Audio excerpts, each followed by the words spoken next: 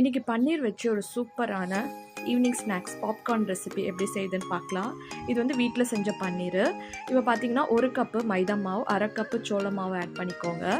இல்லை பார்த்தீங்கன்னா 1/2 ஸ்பூன் இஞ்சி பூண்டு பேஸ்ட்டு, கொஞ்சம் காஷ்மீர் மிளகாத்தூளும், ஒரு 1/2 ஸ்பூன் மிளகுத்தூள், தேவையான அளவுக்கு உப்பு ஆட் பண்ணிக்கோங்க. கொஞ்சம் சீரகத்தூள் ஆட் பண்ணி இதை நல்லா மிக்ஸ் பண்ணிக்கோங்க. இப்போ தேவையான அளவுக்கு தண்ணி ஆட் பண்ணி இந்த அளவுக்கு நல்லா கொஞ்சம் திக்காக பேஸ்ட் மாதிரி இருக்கணும். இப்போது இதில் கோட் பண்ணிக்கலாம். கொஞ்சம் கொஞ்சமாக அந்த பன்னீர் எடுத்து கோட் பண்ணி கொஞ்சம் பிரெட் கிராம்ஸில் நல்லா டிப் பண்ணிக்கோங்க. இப்போ ரெடி பண்ணி வச்சுருக்கிறது ஒரு பிளேட்டில் வச்சு நம்ம ஃப்ரீசரில் ஒரு 20 மினிட்ஸ் வைக்க போகிறோம். அப்போ தான் அந்த பிரெட் கிராம்ஸ்லாம் நல்லா இல்லை கோட் ஆகும். இப்போ சூடான ஹாட் ஆயிலில் நம்ம இதை ஒன்று ஒன்றா போட்டு எடுத்துக்க போகிறோம். கொஞ்சம் நெருப்பு வந்து கொஞ்சம் மீடியம் ஃப்ளேமில் இருக்கணும், ரொம்ப கருகக்கூடாது.